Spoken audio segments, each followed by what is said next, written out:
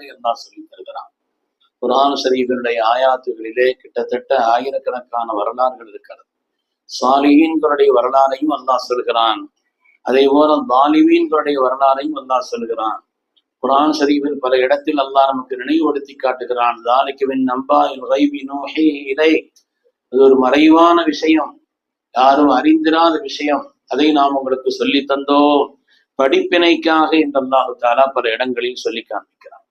அந்த அடிப்படையிலே யூத சமுதாயத்தில் வாழ்ந்த ஒருவன் தான் காரூன். இன்று ஓதப்பட்ட சூரத்திலே, சூரத்துல் கஸஸில் அல்லாஹ் தஆலா காரூன் என்பவனை பற்றி ஒரு வரலாறு சொல்கிறான். காரூன் யார், எதற்காக அவனுடைய வரலாற்றை அல்லாஹ் தஆலா குர்ஆன் ஷரீஃபிலே கிட்டத்தட்ட ஒரு 8 ஆயத்துகளின் வழியாக அல்லாஹ் சொல்லி காண்பிக்கிறான். யார் அந்த காரூன் என்றால், தனி மனிதனுடைய வாழ்வு என்பதற்காக அல்ல, அதிலிருந்து நாம் படிப்பினையும் பாடங்களும் பெற வேண்டிய செய்திகள் இருக்கிறது என்பதற்காக அல்லாஹ் தஆலா சொல்லி காண்பிக்கிறான். அருமையானவர்களே, நபி மூசா அலைஹிஸ்ஸலாத்து வஸ்ஸலாமுடைய சகோதரனின் மகன் தான் காரூன். சகோதரன்னா நேரடி அண்ணங்கிறது இல்லை, சின்ன பெரிய பிள்ளைகளா இருக்கு. அதற்கு மூசா அலைஹிஸ்ஸலாத்து வஸ்ஸலாம் அவருடைய சகோதரனின் மகன் தான். நபி மூசா அலைஹிஸ்ஸலாமுடைய காலகட்டத்திலேயே எகிப்தில் வாழ்ந்தவன் தான் காரூன். இவனுடைய விஷயம் என்னன்னா, ரொம்ப திறமையான ஆளு. எங்கேயுமே சில நேரங்கள்ல திறமை ஆபத்தாயிரும். திறமை என்ன செய்யும், தன்னை பற்றி உண்டான பெரிய எண்ணத்தை, ஒரு மிதப்பான எண்ணத்தை சில பேருக்கு ஏற்படுத்தி விடும். இவர் ரொம்ப திறமையான ஆளு. தௌராத்தை மரணம் செய்தவர்களே ரொம்ப கம்மி தான், ஒரு சொல்படி 4 பேர் தான். அந்த 4 பேர்ல இவன் ஒரு ஆள். தௌராத்தை மனப்பாடம் செய்தவர்கள், அதே போல இந்த தௌராத்தையும் கூட இனிமையான முறையிலே ஓத தெரிந்தவன். அப்படியும் இந்த காரூன் என்பவன் இருந்தான். இவனுக்கு அல்லாஹ் தஆலா ஏராளமான செல்வங்களை, எந்த அளவுக்கு செல்வம் என்று சொன்னால், குர்ஆன் ஷரீஃபே மனிதர்கள் ஆச்சரியப்படக்கூடிய அளவிற்கு இவனுடைய செல்வத்தை பற்றி சொல்லி காண்பிக்கிறது. இவனுடைய செல்வத்தினுடைய அளவை மனிதர்கள் வியந்து ஆச்சரியப்படக்கூடிய அளவிற்குள்ள வார்த்தைகளால் குர்ஆன் ஷரீஃப் சொல்லி காண்பிக்கக்கூடிய அளவிற்கு ஏராளமான செல்வம், ஏராளமான செல்வம். அதற்கு இப்னு அப்பாஸ் ரலியல்லாஹு அன்ஹு சொல்கிறார்கள், 4 லட்சம் ஹஸானா இருந்துச்சான் இவனுக்கு. 4 லட்சம் ஹஸானாக்கள் இருந்தது என்று சொல்கிறார். ரப்பு சுப்ஹானஹு வ தஆலா அவன் சொல்லக்கூடிய குறியீட்டில் சொத்துங்கிறத சொல்லல, சாவின்னு சொன்னான்ல. சாவி என்ற குறியீட்டில் அல்லாஹ் தஆலா அவனுடைய சொத்தை பற்றி அளந்து சொல்கிறான். அந்த சாவியை பற்றி சொல்லும் பொழுது, இன்ன மஃபாத்திஹஹு லதனூஹு பில் உஸ்பத்தி உலில் குவ்வா, வலிமை வாய்ந்த பெரிய கூட்டம். அந்த உஸ்பத் என்பதற்கு விளக்கம் எழுதும் பொழுது கிட்டத்தட்ட சக்தி வாய்ந்த 60 அல்லது 70 ஒட்டகைகள் எழுதினார். ஒட்டகையில எவ்வளவு ஏத்த முடியும், அது பாலைவன கப்பல் அது. அதனால அந்த சக்தி வாய்ந்த 60 ஒட்டகைகள், அதிலேதான் இவருடைய சாவிகளை தூக்கி சுமந்து செல்லக்கூடிய அளவுக்கு அந்த ஒட்டகைகள், அந்த அளவிற்குண்டான சொத்துக்கள். சாவியே எவ்வளவு இருந்துச்சுன்னா சொத்து எவ்வளவு இருக்குன்னு பாத்துக்கிற வேண்டியதுதான். அல்லாஹ் தஆலா ஏன் சாவியை சொன்னா, பிரமாண்டத்தை குறிக்க, சொத்தினுடைய அளவினுடைய, அதுவும் மரச்சாவிகள், இரும்பு சாவி கூட இல்லை, மரச்சாவிகள். அதை சுமப்பதற்கு சக்தி வாய்ந்த இப்படிப்பட்ட வலிமை தேவை. அது மாதிரி சாவியை அல்லாஹ் குறிப்பிட்டு சொன்னா, பொதுவா சாவியை கண்டாலே துட்டுன்னு அர்த்தம். கனவுல யாராவது சாவியை பார்த்தா துட்டு வரப்போகுதுன்னு அர்த்தம். முயற்சி பண்ணுங்களேன்.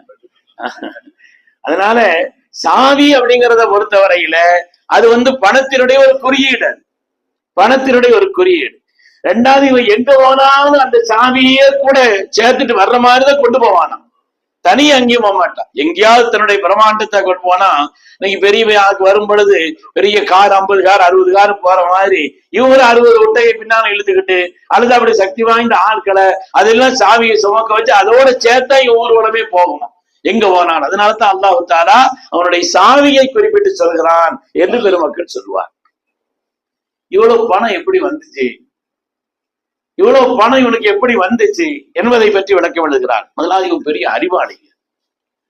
அவனை சொல்கிறான், இன்னமா ஊதீதுஹு அலா இல்மின் இன்தி, எனக்குள்ள அறிவின் காரணத்தினால் நான் அதை பெற்றேன். ஜகாத் கொடுக்க சொல்லும் பொழுது அவன் சொன்னான், நான் என் அறிவை கொண்டு சம்பாதிச்சதுங்கிறான். மற்றவங்க கேட்டாங்க, ஒரு குணமாக்கி இருந்தா, ஒரு குருடன் ஆக்கியிருந்தா, செயல்பட இயலாதவன் ஆக்கியிருந்தா என்ன செய்ய முடியும்? அல்லாஹ் உனக்கு அந்த ஆற்றலை கொடுத்து சம்பாதிக்கிறதுக்கு அறிவையும் தந்திருக்கிறான், அது விளங்கலையே நீன்னு சொன்னாங்க. அதனால் அவன் சொன்னான், முதலாவது செல்வம் எப்படி வந்தது என்பதற்கு விளக்கி எழுதுகிறார்கள். முதலாவது சிறந்த அறிவாளி, கெட்டிக்காரன். இரண்டாவது இவனுக்கு மர்மமான பல கலைகள் இவனுக்கு தெரியும். ரசவாத கலைன்னு சொல்றாங்க. மர்மமான பல இவனுக்கு கலைகள் தெரியும்.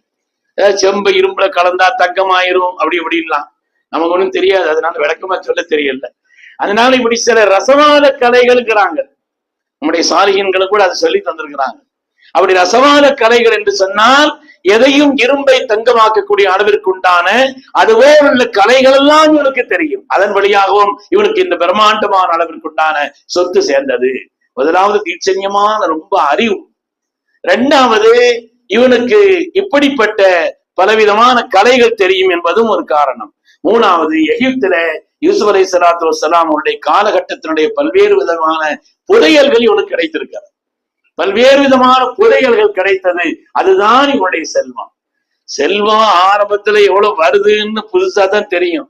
வளர்ந்துச்சுன்னு வைங்க, எப்படி வந்துச்சுன்னு அவனுக்கே தெரியாது. பெரிய துட்டு வச்சிருக்கிறவங்களுக்கு எப்படி இவ்வளவு துட்டு வருதுன்னு அவனுக்கே தெரியாது. அந்த அளவுக்கு அது வளர்ச்சி அடைய ஆரம்பித்தால் அப்படிப்பட்ட ஒரு நிலை. அதனால அவ்வளவு பணம் வந்துச்சு. ஆனால் பணம் வந்த பிறகு இவன் வரம்பு மீறினான். அல்லாஹ் சொல்லுகிறான். அதாவது நம்ம பாஷையில கொச்ச பாஷையில சொல்றதா இருந்தா திமிருன்னு அர்த்தம். பணம் வந்த பிறகு வரம்பு மீற ஆரம்பித்தான். வரம்பு என்று சொன்னால் பொதுவா பணம் வந்தா சில நேரங்கள் அப்படி வரம்பு மீற வேண்டியது வரும். அல்லாஹ் குர்ஆன் ஷரீஃபிலே அபூஜஹல சொல்வான, கல்லா இன்னல் இன்சான லயத்கா அர்ரா உஸ்தக்னா. அல்லாஹ் சொல்கிறான், மனிதன் வரம்பு மீறுகிறான் தன்னை பெரிய சீமானாக அவன் கருதி கொண்ட காரணத்தினால். பொருளாதாரமா இது மாதிரி பல்வேறு விதமான வளங்கள் வருகின்ற நேரத்திலே அவன் வரம்பு மீறக்கூடிய நிலையில் ஆகிறான், எல்லை மீறுகிறான் என்று அல்லாஹ் சொல்கிறான். எல்லை மீறுறான்னா என்ன அர்த்தம்? இது என்ன மீறினா? எல்லை மீறினான்னா வரம்பு மீறிட்டான் அப்படின்னு சொன்னா என்ன செய்தான் என்றால், மற்றவர்களை பூரா மட்டமா நினைச்சான், தன்னை ரொம்ப உயர்வா கருதுனான். எல்கை மீறுதல், வரம்பு மீறுதல் என்பதற்கு இது ஒரு விளக்கம் சொல்றான். ரெண்டாவது என்னன்னு சொன்னா, உதவி செய்யணும். தகுதி உள்ள ஒரு ஆளு எல்லாத்தையும் வச்சிருக்கிறான், ஒரு உதவியை செய்யலன்னு சொன்னாலும் அதுவும் அக்கிரமகாரம் தான். அவனும் எல்கை மீறியவன் தான். என்ன உண்டாக்குறது போல அவன் சுத்தி நல்லா தர சொல்றான். நாம கொடுத்ததுல இருந்து கொடுக்கணும்னு நல்லா சொல்றான். எங்க நீ உண்டாக்குறதுல இருந்து கொடுன்னு நல்லா சொல்லல. அவர்கள் கொடுக்கட்டும், இம்மால் இல்லா இல்லதை ஆத்தாக்கும், உங்களுக்கு நாம் கொடுத்ததுல இருந்து நல்லா சொல்றோம். அதனால இவ்வளவு அல்லாஹ் கொடுத்து அவன் அதற்கு பிறருக்கு கொடுக்காமல் இருப்பது இருக்கிறதே, அதுவே வரம்பு மீறுதல் தான் என்று சொல்கிறார். மூணாவது என்ன சொல்றாங்கன்னா, இவன் மற்றவங்களுடைய பொருளை பூரா புடுங்குவான். எவ்வளவு சொத்து இருந்தாலும் சரி, நாமளும் வரலாற்றுல பரவேல கேள்விப்படுறோம் இல்லையா? எவ்வளவு சொத்து இருந்தாலும் சரி, அதையும் புடுங்கிறது, இதையும் புடுங்கிறது. ரொம்ப கஷ்டப்பட்டு வளர்த்தாரு. நம்முடைய தூத்துக்குடி பக்கத்துல நம்முடைய ஈட்டி கம்பெனி சார்பா ஒரு பெரிய ஒரு நிலைய பவர் ஸ்டேஷன், பவருடைய நிலையை பெரிய அளவுல ரொம்ப கஷ்டப்பட்டு உருவாக்கினார். அவர் அவரை ஒரு மாதிரியா அந்த அதானி அம்பாரி குரூப் எல்லாம் கேட்டு பார்த்துச்சு, தரலன்னு ஒரு மாதிரி ஜெயில அடைச்சி அதை கடைசியில அது ஒண்ணும் இல்லாம ஆகி அதை வித்து அவங்க எடுத்துக்கிட்டாங்க. துட்டு ரொம்ப கூடுனவனுக்கு இன்னும் யாத்ததெல்லாம் புடுங்கணும் அப்படிங்கிற ஒரு எண்ணமும் வரும். அது மாதிரி உனக்கு வந்துச்சு. அலைஹிம், வரம்பு மீறினான் என்பதற்குண்டான ஒரு நிலையிலே பிறரிடமிருந்துண்டான சொத்தை ஒரு பிடுங்கினான் என்பதற்கு காரணம் எழுதுகிறார். அருமையான பெருமக்களே, மூசா அலைஹிஸ்ஸலாத்து வஸ்ஸலாம் ஒரு இடத்துல பயான் செய்துட்டு இருந்தாங்க. வரம்பு மீறினாங்கிறதுக்கு பல்வேறு விதமான விளக்கங்கள். ஒரு இடத்துல அவங்க நசியை செய்துட்டு இருந்தாங்க. உங்களுடைய சீடர்கள் எல்லாம் உட்கார்ந்து இருந்தாங்க. நசியை செய்யும் பொழுது இவன் தன்னுடைய பெருமிதத்தையும் தன்னுடைய தாம்பீகத்தையும் காட்டுவதற்காக அந்த பகுதியில ஊர்வலம் போறான். போகும்போது என்ன தூக்கிட்டு போவான, அது மாதிரி பெரிய அளவோட ஊர்வலம் போறான். ஊர்வலம் போயாச்சுன்னா ஒரு பெரிய படபடன்னு வரும் பொழுது எல்லாம் திரும்பி பார்க்கத்தானே செய்வாங்க. நிறைய வெடி இடிய போட்டுட்டு நிறைய கார் இதெல்லாம் வரும் பொழுது என்னமோ ஏதோன்னு பார்க்கத்தானே செய்வாங்க. அது மாதிரி எல்லாரும் பார்த்தாங்க. பார்த்தா மூசா சேட்ட வந்தான். பாத்தீங்களா, நீங்க அங்க நசிய எல்லாரும் என்னதான் பார்த்துட்டு இருக்கான். ஆனா நான் தான் உயர்ந்த ஆள். எந்த அளவுக்கு தன்னை நினைச்சான்னு சொன்னா, நுபுவத்துக்கு தகுதியானவன் நான் தான் அப்படின்னு நினைச்சிருந்தான். நீங்க நபித்துவதற்குண்டான தகுதி உள்ளவர் இல்லை, அதற்குண்டான தகுதி உள்ளவன் நான் தான் என்று எண்ணக்கூடிய அளவிற்குண்டான ஒரு நிலையில மூசா அலைஹிஸ்ஸலாத்து வஸ்ஸலாம் இடத்துல உங்களோட நான் தான் சிறந்தவன் சொன்னான். உலகத்துல ஒரு மனுஷன் போட்டி ஓடலாம், அதுக்குண்டான ஆட்களோட போட்டா பரவாயில்லை. போட்டி போடுறதுக்குன்னு சில பேர் இருக்கு. ஒரு வியாபாரி இன்னொரு வியாபாரம் போட்டி போடுறாரு, அதுல அர்த்தம் இருக்கு. அதாவது ஒரு தன்னுடைய திறமையை வலிமையை காட்டுறதுக்காக வேண்டி அப்பாவி துப்பாவி மக்கள்கிட்ட, ஊர்ல உள்ள நல்ல மனுஷர்கள்ட்ட இவங்கள்ட்ட கொண்டு போட்டியை காமிக்கிறது இருக்குதே, அடிக்க போறான்னு அர்த்தம். அவன் அடிக்க போறாங்கிறதுக்கு உண்டான அடையாளம். அது மாதிரி ஒரு நபியிடத்திலா போட்டி? யார்? மூசா அலைஹிஸ்ஸலாம். அவங்க முர்சலான நபிமார்கள், 313 முர்சலான நபிமார்களில் ஒருவர், உலுல் அஸ்மான் 5 நபிமார்களில் ஒரு ஆள். அப்படிப்பட்ட மூசா அலைஹிஸ்ஸலாம்கிட்ட போட்டி போட்டான். போட்டி போடும் பொழுது, பொருளாதாரத்தினுடைய வளம் வரும் பொழுது அவர்களை கேவலப்படுத்த முயற்சித்தான். போட்டி போட்டான், கேவலப்படுத்த முயற்சித்தான். கேவலப்படுத்தியதனுடைய நிலையில என்ன ஆச்சுன்னு சொன்னா, இவன் ஒரு பொம்பளை பிடிச்சான். இந்த பாரு, மூசா அலைஹிஸ்ஸலாம் தப்பா நடந்துக்கிட்டாருன்னு சொல்லு, எல்லாத்தையும் நம்ம தந்துருவோம் அப்படின்னு சொல்லிட்டாங்க. எல்லா துட்டுக்கிட்டலாம் உனக்கு தந்துடுறான். அதனால நீ என்ன செய்யணும்? மூசா அலைஹிஸ்ஸலாம் தப்பா நடந்துக்கிட்டாரு, வெளியில ஒரு செய்தி வந்துச்சுன்னா வந்தது தானே, அதனால நீ அந்த நாடகத்தை போடு, நான் பாத்துக்கிறேன், உடனே நான் கவனிச்சுக்கிறேன்ட்டான். அந்த அம்மா பணத்துக்கு ஆசைப்பட்டு எல்லாருக்கும் ஒன்னால மூசா அலைஹிஸ்ஸலாம் தப்பா நடந்துக்கிட்டாரு, இந்த செய்தி சீக்கிரம் பரவுமே, இந்த செய்தி தான் சீக்கிரம் பரவும் உடனே மூசா அலைஹிஸ்ஸலாம் அவங்கள்ட்ட கேட்டாங்க, அல்லாஹ்வின் மீது சத்தியமிட்டு கேட்கிறேன், ஒரு இடத்துல நான் தவறாக நடந்தேனா? அந்த பயந்துருச்சு. அதாவது அல்லாஹ்வுடைய வல்லமை உள்ள ஆட்கள் ரப்பினுடைய வார்த்தை, ஜலாலியத்தான வார்த்தையை பயன்படுத்தும் பொழுது எல்லாராலையும் தாங்க முடியாது. அதனால நடுங்கி போய் அந்த அம்மா சொல்லிடுச்சு, எனக்கு காரூன் துட்டு தந்து இப்படி சொல்ல சொன்னான்னு சொல்லிடுச்சு. காரூன் தான் நிறைய துட்டுகிட்ட தந்து என்னை இப்படி சொல்ல சொன்னான் அவன் சொல்லிவிட்டது. அதனாலே இவன் வரம்பு மீறினான் என்பதற்கு பல்வேறு விதமான விளக்கங்கள் இப்படி எல்லாம் சொல்வார். ஒரு கட்டத்துல யாராவது வருஷம் தப்பா நடந்தாலும் கூட அவனுக்கு நன்மையை நாடக்கூடிய யாராவது அப்பாவியான சில நல்ல மக்கள் இருக்கதான் செய்வான். அது மாதிரி சில சாலியான மனிதர்கள், ஏப்பா அல்லாஹ் அவனுக்கு எவ்வளவு திறமையை கொடுத்திருக்கிறான், இவ்வளவு பொருளாதாரத்தை கொடுத்திருக்கிறான், நீ லா தஃப்ரஹ் இன்னல்லாஹ லா யுஹிப்புல் ஃபரிஹீன், பாவத்துல மகிழ்ச்சி அடையாது. மகிழ்ச்சி அடைய வேண்டியதான். ஒரு பாவத்தை செய்து அதுல ஒரு பெருமையா? பாவத்தை செய்து அதை கொண்டு நீ மகிழ்ச்சி அடையாது. அப்படிப்பட்ட மகிழ்ச்சி அல்லாஹ் விரும்புவதில்லை என்று அவனுக்கு உபதேசம் செய்தார். அவனுக்கு பல்வேறு விதமான உபதேசங்களை செய்தார்கள். அல்லாஹ் தஆலா குர்ஆன் ஷரீஃபில அந்த உபதேசத்தை ரொம்ப அழகாக சொல்லி காண்பிக்கிறார். இந்த உபதேசம் என்னவெல்லாம் செய்தாங்க அப்படிங்கறத சொல்லும் பொழுது, இது கானலஹு கௌமுஹு லா தஃப்ரஹ், இந்த சமூகத்திலே உள்ள நன்மக்கள் சொன்னார்கள், லா தஃப்ரஹ், பாவத்தை கொண்டு நீ மகிழ்ச்சி அடையாது, இன்னல்லாஹ லா யுஹிப்புல் ஃபரிஹீன், அல்லாஹ் அதை விரும்புவதில்லை. வபத்தகி ஃபீமா ஆதாகுல்லாஹு தாரல் ஆகிரா, அல்லாஹ் உனக்கு கொடுத்ததை கொண்டு ஆகிரத்தை நீ தேடு. சுப்ஹானல்லாஹ், ஒரு அருமையான உபதேசம். அல்லாஹ் வாழ்க்கையில சில பேருக்கு சில விதமான திறமைகளை கொடுத்திருப்பான். சில பேருக்கு பொருளாதாரத்தை கொடுத்திருப்பான், சில பேருக்கு செல்வாக்கு கொடுத்திருப்பான், சில பேருக்கு சொல்வாக்கு கொடுத்திருப்பான், சில பேருக்கு கல்வி ஞானத்தை கொடுத்திருப்பான். ஒவ்வொரு ஆட்களுக்கும் உலகத்துல ஏதோ ஒரு திறமை இல்லாம யாருமே இல்லை. அல்லாஹ் ஏதோ ஒரு திறமையை வச்சிருக்கான், ஆனா கொஞ்சம் மறைச்சு வச்சிருப்பான். கொஞ்சம் கவனமா தோண்டி எடுத்து அந்த திறமை வெளியில வந்துடும். அதை கொண்டு என்னுடைய ஆகிரத்திற்கு இதை எப்படி பயன்படுத்த முடியும் என்று ஒரு மனிதன் யோசித்தார். அவன் புத்திசாலி. அதனாலதான் நன்மக்கள் சொன்னார்கள், அல்லாஹ் உனக்கு கொடுத்ததிலிருந்து நிறையான அந்த ஆகிரத்தை நீ தேடிக்கொள், அதை கொண்டு நீ ஆகிரத்தினுடைய நிலையை நீ தேடிக்கொள். ஒலா தன்ச நசீபக மின துன்யா, நல்ல மக்கள் யாருன்னா அதை கொண்டு ஆகிரத்தை தேடினார். அப்துர் ரஹ்மான் இப்னு அவ்ஃப் ரலியல்லாஹு தஆலா செல்வத்திலே மிக மிக உயர்ந்த நிலையில் இருந்தார். சுப்ஹானல்லாஹ், எவ்வளவு நல்ல முறையில் பயன்படுத்தினாங்க. பத்ரீன்களுக்கு பூரா தங்களுடைய செல்வத்தை பகிர்ந்து கொடுத்தார், செல்வத்தினுடைய பெரும்பகுதியை கொடுத்தாங்க. ஸல்லல்லாஹு அருமையான மனைவிமார்கள், நம்முடைய தாய்மார்களுக்கு பெரிய பங்களிப்பை தங்களுடைய செல்வத்தில் எடுத்து கொடுத்தார். அதனால சாலிஹீன்களுக்கும் அருளாளர்களுக்கும் தகுதியானவைகளுக்கும் சமூகத்தினுடைய நன்மையான காரியங்களுக்கும் செய்தார்களை பாக்கியமானவர்கள், பாக்கியமானவர்கள். அதனாலே அப்படிப்பட்ட ஒரு பாக்கியத்தை அல்லாஹ் உனக்கு கொடுத்திருக்கக்கூடிய அந்த திறமையை கொண்டு உன்னுடைய ஆகிரத்தினுடைய மேன்மைக்காக நீ அதை ஆக்கிக்கொள். வலா தன்ஸ நஸீபக மின துன்யா, துன்யால உன்னுடைய நசீபம் மறந்துடாது. ரெண்டு அர்த்தம் எழுதுறாங்க. துன்யாலே உனக்கு சில ஹக்கு இருக்குது, நீ அதை எடுத்துக்க. அதனால துன்யாவை மறந்துட்டு எப்பவுமே ஆகிரத்தா இருக்கணுங்கிறதுனா இல்லை. துன்யாவில் நீ உனக்கு செய்ய வேண்டிய ஹக்குகள், உன்னுடைய குடும்பத்திற்கு செய்ய அதெல்லாம் இருக்குது, அதையெல்லாம் நீ எடுத்துக்கோ. இன்னொரு வழக்கு எழுதுறாங்க, துன்யால இருந்து உனக்கு என்னப்பா கிடைக்கும், கடைசியில உனக்கு என்ன கிடைக்கும்? ஒரு 6 அடி மண்ணும் ஒரு கஃன் துணியும் தான் கிடைக்க போகுது. என்ன திருந்தால் உனக்கு கிடைக்க போறது என்ன? கடைசியில இதுதான். தேடி தேடி தேடி தேடி தேடி வச்சு கடைசியா என்ன கிடைக்கும்? என்னத்தையும் நீ தூக்கி கொண்டு போவாய். கடைசியா ஒரு கவன் துணி ஒண்ணு கிடைக்கும். அது ஒரு நல்ல துணி எல்லாம் வாங்குறது இல்லை. அதையெல்லாம் என்ன போய் வீணா அங்கதானே போகுதுங்கிறதுக்காக வேண்டி ஒரு மாதிரியா யாரும் இதோட உபயோகிக்காத ஒரு மாதிரியா துணியை வாங்கி சுத்தி கொண்டு வைக்கிறான். அது மாதிரி 6 அடி மண். இதுதான். அதுவும் கூட நிலையில்லை கொஞ்ச நாள். அருமையானவர்களே, அதனால இந்த துன்யாவிலிருந்து உனக்கு கிடைக்கக்கூடியதை அற்பமானதுதான், அதையும் மறந்து விடாது.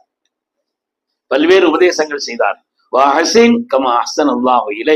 அல்லாஹ் உனக்கு உபகாரம் செய்ததை போல நீ அல்லாஹ்வுடைய இந்த உபகாரத்தை கொண்டு மற்றவர்களுக்கு உபகாரமாக நடந்து கொள் என்று அவனிடத்தில் ஜக்காத் சம்பந்தப்பட்ட விஷயத்தையும் பொருளாதாரத்தை நல்ல வழிகளை செலவழிக்கிறது சம்பந்தமாக சொன்னான். அவனுடைய அலங்காரத்தை வெளிப்படுத்துறதுக்காக வேண்டி பெரிய பட்டாளத்தோடு வெளியிலே வந்தான். அவன் அப்படி வந்தான். அவனுடைய நிலையை பார்த்துட்டு சில பேர் சொன்னாங்களாம், யா லைத்தலனா மிஸ்லமா ஓத்திய காரூன், இவன மாதிரில இருக்கணும் இருந்தா அப்படின்னு சொன்னாங்க. இன்னைக்கும் சில பேரை பார்த்து நினைக்கிறாங்க இல்லையா, லைத்தலனா மிஸ்லமா ஊத்திய காரூன், காரூனுக்கு கொடுக்கப்பட்டதை ஓர் நாம் கொடுக்கப்பட்டிருக்க வேண்டுமே என்று சொன்னார். ஆனால் அறிவுள்ள ஞானமுள்ள நன்மக்கள் சொன்னார்கள், வைலக்கும் சவாபுல்லாஹி ஹைருன் லிமன் ஆமன வஅமில சாலிஹா, அல்லாஹ்வுடைய சவாபை யார் ஈமான் கொண்டும் சாலிஹான் அமல்களை கொண்டு பெற்றுக் கொள்கிறார்களோ அதுதான் அசலானது. இதெல்லாம் நிலையானது இல்லைங்கிறத அவங்களுக்கு உணர்த்தி காண்பித்தார்கள். வரலாறு முடிவாகிறது. கடைசியிலே உலகத்திலே அவனையும் அவன் கட்டிய அந்த மாளிகையையும் கண் முன்னால் அப்படியே உள்ள போச்சு. கண் முன்னால் உள்ளே போய்கொண்டே இருந்தது. அதற்கு பிறகு அந்த மக்கள் சொன்னார்கள், அதற்கு பிறகு அந்த மக்கள் அவங்க சொன்னாங்களா, லவ்லா மன்னல்லாஹு அலைனா லஹஸப பினா, அல்லாஹ் எங்களுக்கு உபகாரம் செய்யலன்னு சொன்னா நாங்களும் இப்படி மண்ணோட மண்ணா விழுங்கப்பட்டிருப்போம், அல்லாஹ் எங்களை பாதுகாத்துட்டேன்னு சொன்னாங்க. உண்மையானவர்களை, காரூனுடைய வாழ்க்கை பல்வேறு பாடங்களை மனித சமுதாயத்திற்கு சொல்லி காண்பிக்கிறது. பிரதானமான முதல் பாடம் என்னன்னு சொன்னா, யாரையும் எந்த நேரத்திலும் மட்டமாக கருதக்கூடாது, லேசா நினைக்க கூடாது. நம்முடைய வாழ்க்கையில யாரை பார்த்தும் திறமை குறைவோ, கல்வியினுடைய குறைவோ, பொருளாதாரத்தினுடைய குறைவோ, வேறு ஏதாவது ஒன்று குறைவாக இருந்தாலும் கூட யாரையும் மட்டமாக நினைக்கவே கூடாது. 2வது, அல்லாஹ் கொடுத்ததிலிருந்து பிறருக்கு உபகாரம் செய்ய வேண்டும். அல்லாஹ் நமக்கு என்ன பாக்கியங்களை கொடுத்திருக்கிறானோ அதிலிருந்து. 3வது, யாரிடத்திலிருந்தும் அநியாயமாக எதையும் அபகரிக்க கூடாது. அது வரம்பு மீறுதல். அல்லாஹ் 2 பாவத்துக்கு துன்யாவிலேயே தண்டனை கொடுத்துருவான். ஒண்ணு அநியாயம் செய்வது, மற்றவங்களுடைய சொத்தை அபகரிக்கிறது, அநியாயம் செய்யறதெல்லாம் இருக்குது இல்லையா, துன்யாலே அதாபு வந்து. 2வது, உறவுகளை முறிப்பது. உறவுகள் விஷயத்துல யார் ஒழுங்காக இல்லையோ அதுக்குண்டான அதாபையும் துன்யாவிலே பெற்றுக் கொள்வார் என்று வருகிறார். மாதிரி காரூனுடைய அந்த வரலாற்றிலிருந்து வரம்பு மீறுவதிலிருந்தும் அநியாயம் செய்வதிலிருந்தும் என்றும் நாம் பாதுகாப்பாக இருக்க வேண்டும், வேண்டுதலா இருக்க வேண்டும் என்ற பாடம். அது மாதிரி பொறாம கூடாது. பொறாம நம்மளையும் பொசுக்கி போடும்.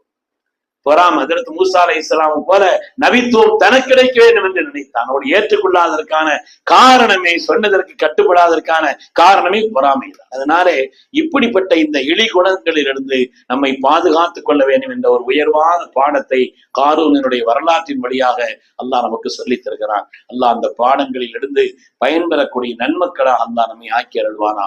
எல்லா உயர்ந்த குணங்களையும் அல்லாஹ் தந்தருள்வானா. இழிவான அல்லாஹ்வுடைய வேதனையை தேடித்தரக்கூடிய எல்லா விதமான கெட்ட குணங்களிலிருந்தும் அல்லாஹ் தஆலா நம்மையும் சந்ததிகளையும் குடும்பத்தாரையும் நம்மையும் பாதுகாத்து அருள்வானாக. ஆமீன் ஆமீன் யா ரப்பல் ஆலமீன். வஆஹிரு தஅவானா அல்ஹம்துலில்லாஹி ரப்பில் ஆலமீன்.